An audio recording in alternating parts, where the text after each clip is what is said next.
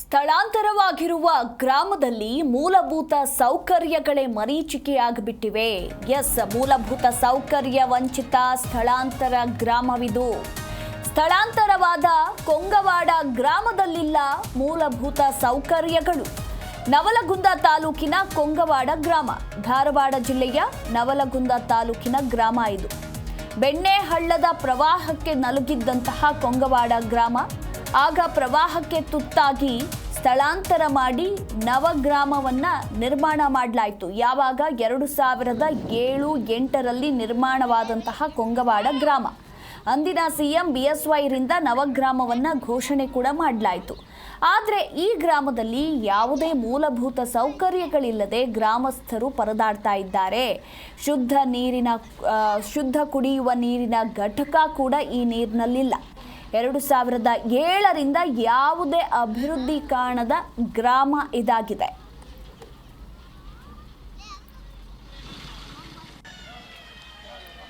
ನೋಡಿ, 2007-8ರಲ್ಲಿ ನಿರ್ಮಾಣವಾದಂತಹ ಕೊಂಗವಾಡ ಗ್ರಾಮ ಇದು. ಅಂದಿನ ಸಿಎಂ ಬಿಎಸ್ವೈರಿಂದ ನವಗ್ರಾಮವನ್ನು ಘೋಷಣೆ ಮಾಡಲಾಗುತ್ತೆ. ಅಂದರೆ ಸ್ಥಳಾಂತರ ಗ್ರಾಮಕ್ಕೆ ಯಾವುದೇ ಮೂಲಭೂತ ಸೌಕರ್ಯಗಳಿಲ್ಲದೆ ಜನರು ಪರದಾಡುವಂತಹ ಪರಿಸ್ಥಿತಿ ನಿರ್ಮಾಣವಾಗಿದೆ. ಶುದ್ಧ ಕುಡಿಯುವ ನೀರಿನ ಘಟಕ ಕೂಡ ಇಲ್ಲ, ರಸ್ತೆ ವ್ಯವಸ್ಥೆ ಇಲ್ಲ, ಬಸ್ನ ವ್ಯವಸ್ಥೆ ಅಂತೂ ಕೇಳಲೇಬೇಡ. ಯಾವುದೇ ವ್ಯವಸ್ಥೆ ಇಲ್ಲದೆ ಇಲ್ಲಿನ ಜನರು ಯಾವ ರೀತಿ ಬದುಕಬೇಕು ಅಂತ ಈಗ ತಮ್ಮ ಅಳಲನ್ನು ತೋಡ್ಕೊಂಡಿದ್ದಾರೆ, ಆಕ್ರೋಶವನ್ನು ಹೊರಹಾಕಿದ್ದಾರೆ. ಈ ಕುರಿತು ಇನ್ನೂ ಹೆಚ್ಚಿನ ಡೀಟೇಲ್ಸ್ ಕೊಡ್ತಾರೆ ನಮ್ಮ ಪ್ರತಿನಿಧಿ ವಿಠಲ್ ಕರಡಿಗುಡ್ಡ. ವಿಠಲ್, 2007-8ರಲ್ಲಿ ಸ್ಥಳಾಂತರಗೊಂಡಂತಹ ನವಗ್ರಾಮ ಇದು. ಇಲ್ಲಿವರೆಗೂ ಯಾವುದೇ ಮೂಲಭೂತ ಸೌಕರ್ಯಗಳನ್ನು ಕಾಣದೆ ಇಲ್ಲಿನ ಗ್ರಾಮಸ್ಥರು ವಾಸ ಮಾಡ್ತಾ ಇದ್ದಾರೆ ಇಷ್ಟು ವರ್ಷಗಳಿಂದ. ಸಂಬಂಧಪಟ್ಟ ಅಧಿಕಾರಿಗಳು ತಲೆನೇ ಕೆಡಿಸ್ಕೊಳ್ತಾ ಇಲ್ವಾ ಅಂತ? ಖಂಡಿತವಾಗಿಯೂ ಮೊದಮಲ 2007-8ರಲ್ಲಿ ಬಂದಿರತಕ್ಕಂತ ಬೆಣ್ಣೆಹಳ್ಳದ ಪ್ರವಾಹದಿಂದಾಗಿ ಏನು ಕೊಂಗವಾಡ ಗ್ರಾಮ ಸಂಪೂರ್ಣವಾಗಿ ಹಾನಿಯಾಗಿರ್ತಕ್ಕಂಥ ಸಂದರ್ಭದಲ್ಲಿ ಕೂಡ ಅಂದಿನ ಮುಖ್ಯಮಂತ್ರಿ ಆಗಿರ್ತಕ್ಕಂಥ BS ಯಡಿಯೂರಪ್ಪನವರು ಕೂಡ ಧರ್ಮಸ್ಥಳ ಗ್ರಾಮೀಣಾಭಿವೃದ್ಧಿ ಸಂಸ್ಥೆಯೊಂದಿಗೆ ಕೈ ಜೋಡಿಸಿ 420 ಮನೆಗಳನ್ನ ಏನು ಒಂದು ಹೊಸ ಗ್ರಾಮ ಕೊಂಗವಾಡ ನೂತನವಾಗಿ ಒಂದು ಗ್ರಾಮವನ್ನ ನಿರ್ಮಾಣ ಮಾಡ್ತಾರೆ. ನಿರ್ಮಾಣ ಮಾಡಿದಂತ ಸಂದರ್ಭದಲ್ಲಿ ಕೂಡ ಅಲ್ಲಿ ಇದೀಗ 500ಕ್ಕೂ ಹೆಚ್ಚು ಕುಟುಂಬಗಳು ಆ ಒಂದು ನೂತನ ಗ್ರಾಮದಲ್ಲಿ ವಾಸವನ್ನ ಮಾಡ್ತಿರುವಂತದ್ದು. 1,000ಕ್ಕೂ ಅಧಿಕ ಹೆಚ್ಚು ಜನಸಂಖ್ಯೆ ಹೊಂದಿರತಕ್ಕಂತ ಈ ಒಂದು ಗ್ರಾಮದಲ್ಲಿ ಕೂಡ ಇದೀಗ ಮೂಲಭೂತ ಸೌಲಭ್ಯಗಳು ಸಂಪೂರ್ಣವಾಗಿ ಮರೀಚಿಕೆಯಾಗಿವೆ ಅಂತಾನೆ ಹೇಳ್ಬೋದು. ಯಾಕಂತಂದ್ರೆ ಈಗಾಗಲೇ ಕೂಡ ಅಲ್ಲಿ ಚರಂಡಿ ವ್ಯವಸ್ಥೆ ಆಗಿರ್ಬೋದು ಮತ್ತು ಗಟಾರ್ ರಸ್ತೆ ನಿರ್ಮಾಣ ಆಗಿರ್ಬೋದು ಮತ್ತು ಕುಡಿಯುವ ನೀರಿನ ಸಮಸ್ಯೆ ಕೂಡ ಇದೀಗ ತಲೆದೂರಿರುವಂತಹ ಹಿನ್ನೆಲೆಯಲ್ಲಿ ಕೂಡ ಸಂಪೂರ್ಣವಾಗಿ ಅಧಿಕಾರಿಗಳ ಮೇಲೆ ಒಂದು ಆರೋಪವನ್ನ ಇದೀಗ ಗ್ರಾಮಸ್ಥರು ಮಾಡ್ತಿರುವಂತದ್ದು. ಯಾವುದೇ ರೀತಿಯ ಸರ್ಕಾರದಿಂದ ಅನುದಾನ ಬಂದರೂ ಸಹಿತ ಹಳೆ ಗ್ರಾಮಕ್ಕೆ ಏನು ಹಾಕ್ತಾರೆ, ಹೊಸ ನೂತನ ಗ್ರಾಮ ನಿರ್ಮಾಣ ಮಾಡಿದಂತ ನೂತನ ಗ್ರಾಮಕ್ಕೆ ಯಾವುದೇ ರೀತಿಯ ಅನುದಾನವನ್ನ ಹಾಕದೇ ಇರುವುದು ಕೂಡ ಈಗ ಅಲ್ಲಿ ಏನು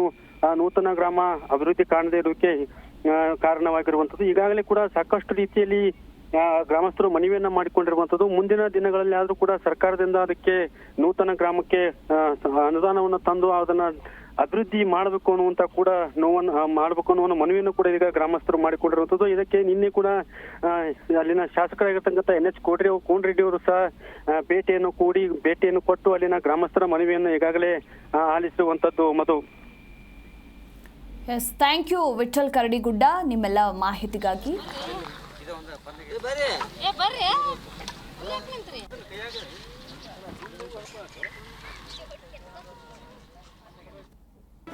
ಜಿ ಕನ್ನಡ ನ್ಯೂಸ್ ಈಗ ನಿಮ್ಮ ಮನೆಯಲ್ಲೇ ನೋಡಿ.